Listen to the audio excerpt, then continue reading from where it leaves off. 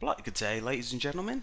Welcome to another video. And before I actually start talking to you guys about for loop, which is pretty much what I wanted to teach in this video, I want to mention one thing, and you guys probably already noticed.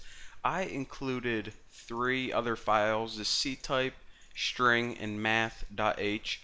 And I actually don't even need them in this video because I'm just talking about loop, and they aren't included in any of these. But the reason that I include them right now is because in the future videos, probably like the next dozen or so, I'm going to be showing you guys some really cool functions that are built into C, and they're actually included in these files right here. So since I'm going to be kind of concentrating in this area right now where we're going to be doing the majority of the programming, I want to tell you guys to include them right now, because then later on when we need them or I teach them, they're going to be there. So I didn't want to forget them, but I had to mention it. So now on to the good stuff. This video, for loops. So what the heck is a for loop, and why the heck do we even need another loop? Well, a for loop is really good when you know exactly how many times you want to loop. You know, whenever we were like working with a while loop, it pretty much looped until something happened or until we told it to break. But for loops give you a lot of control over exactly how many times you want to loop, which are good if you know that in the future.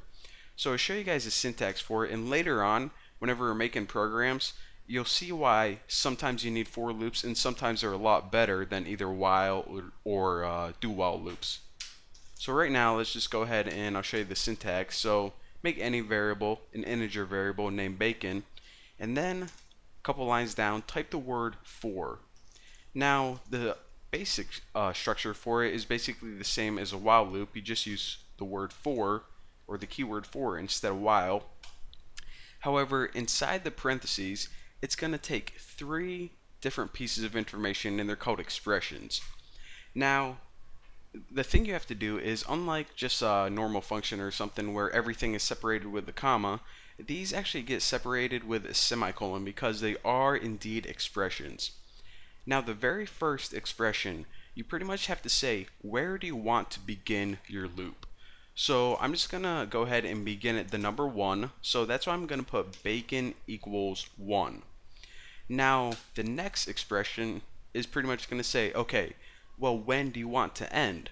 Well, let's just go ahead and print out 10 numbers. So I'll say bacon is less than or equal to 10. So of course, the first two pieces of the puzzle are easy, pretty much where you want to start and where you want to end. So the last piece is actually saying, how much do you want to increment by? So if we increment by 1, then it's going to print out 10 times. If we increment by 2, it's going to print out 5 times. And I'll show you guys a sample of this later if you're better visually understanding. But I want to increment by 1, so I'm going to put bacon plus plus. So now, basically what this is saying is begin at 1, stop at 10, and go up by 1. So then this loop is going to loop 10 times. Whatever code we put in here, that's what's going to happen. So printf, and in here, I'm just going to print something out on the screen. And I'll put bacon is, and I'll write the number of the loop iteration that we're on. So %d, and then I'll push it on a new line. I'll just print out bacon so you guys can see what's going on. So let me run this and check it out. So pretty much, as I stated before, it starts at 1, it ends at 10, and because we have bacon plus plus, which means add 1 to bacon every time, that's why it goes in steps of 1 at a time. Now, we're not just limited to steps of 1 at a time or 2 at a time. We can do something like step up by 8 at a time. So let me do that. Let's go ahead and begin at 0 and go all the way to 100, and say that we wanted to step up by 8. Well, in order to do that, just put bacon plus equals 8. So basically this is saying start at 0, go up to 100 like I just said, and go in steps of 8. So now when you run this, check it out. It says 0, 8, 16, and it keeps adding 8 until this condition is met right here. Bacon is less than or equal to 100. So the next one after this would be 104, so that's why it didn't print out.